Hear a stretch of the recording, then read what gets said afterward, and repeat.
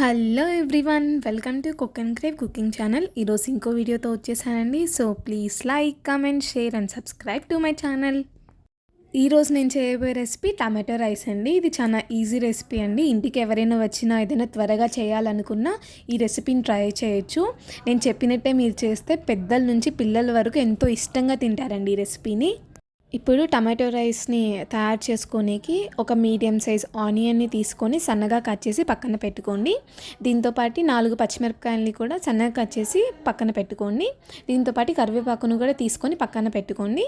Tomato puree కోసం ఒక 4 టమాటోలని తీసుకొని దాన్ని మిక్సీ పట్టి ప్యూరీని పక్కన పెట్టుకోండి. కొత్తిమీరని సన్నగా కట్ చేసి పక్కన పెట్టుకోండి.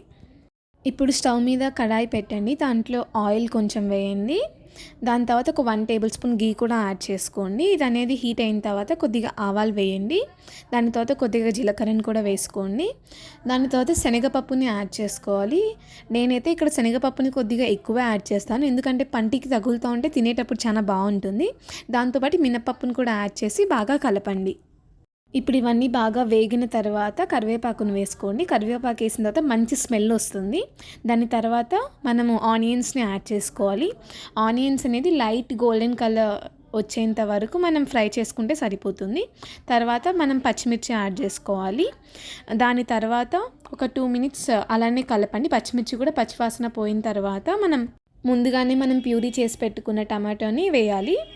ఇక్కడ నేను టమాటోస్ని డైరెక్ట్గా వేయడం లేదు, కట్ చేసి ప్యూరీనే వేస్తాను. ఎందుకంటే ఒకవేళ టమాటోస్ కట్ చేసి వేయడం వల్ల చిన్నపిల్లలు తినరు, ఇష్టపడరు. సో ప్యూరీనే వేసుకోండి. తర్వాత రుచికి తగినంత సాల్ట్, కొద్దిగా పసుపుని కూడా యాడ్ చేసుకోండి. దాని తర్వాత ఒక 5 మినిట్స్ మగ్గనివ్వండి టమాటో అనేది. ఇప్పుడు మీకు రుచికి సరిపోయేంత కారం పొడిని వేసుకోండి. దాని తర్వాత మీకు ఒక 1/2 టేబుల్ స్పూన్ గరం మసాలాని వేసుకోండి. దాని తర్వాత ఒక 1 టేబుల్ స్పూన్ ధనియాల పొడిని వేసుకోండి. ఇప్పుడు దీనిని బాగా ఒకసారి అంతా కలిపి సిమ్లో పెట్టి ఒక 10 నిమిషాలు టమాటోని మసాలా అన్నీ పట్టేలాగా బాగా మగ్గనివ్వండి. బాయిల్డ్ రైస్ని తీసి పక్కన పెట్టుకోండి. ఇప్పుడు టమాటో అనేది బాగా మగ్గిన తర్వాత ఇలా ఆయిల్ అనేది పైకి తేలుతుంది. ఇలా పైకి తేలిన తర్వాత ఆ బాయిల్డ్ రైస్ని మనం డైరెక్ట్గా తీసుకొచ్చి దీంట్లో యాడ్ చేసేయడమే. బాయిల్డ్ రైస్ని నిదానంగా యాడ్ చేసుకొని సిమ్లోనే పెట్టి యాడ్ చేయండి, లేకపోతే మాడిపోతుంది. ఇప్పుడు దీనిని బాగా కలపండి. ఇప్పుడు దీనిలో ఒక 1/2 టేబుల్ స్పూన్ పెప్పర్ని యాడ్ చేయండి. యాడ్ చేసిన తర్వాత రైస్ని ఒక 5 మినిట్స్ వరకు సిమ్లో పెట్టి బాగా కలుపుతూనే ఉండండి, అడుగంటకుండా. ఇప్పుడు దీనిలో మనం సన్నగా కట్ చేసి పెట్టుకున్న కొత్తిమీరను యాడ్ చేసి మళ్ళీ దీనిని అంతా ఒక్కసారి బాగా కలపండి. అంతే అండి, ఎంతో ఈజీ అయిన టమాటో రైస్ రెడీ అయిపోయింది. ఇది మీకు చేసుకోనికి ఒక 20 మినిట్స్ టైం కంటే ఎక్కువ పట్టదు. ఇంకో రెసిపీతో మళ్ళీ కలుద్దాం. అందరికీ బాయ్.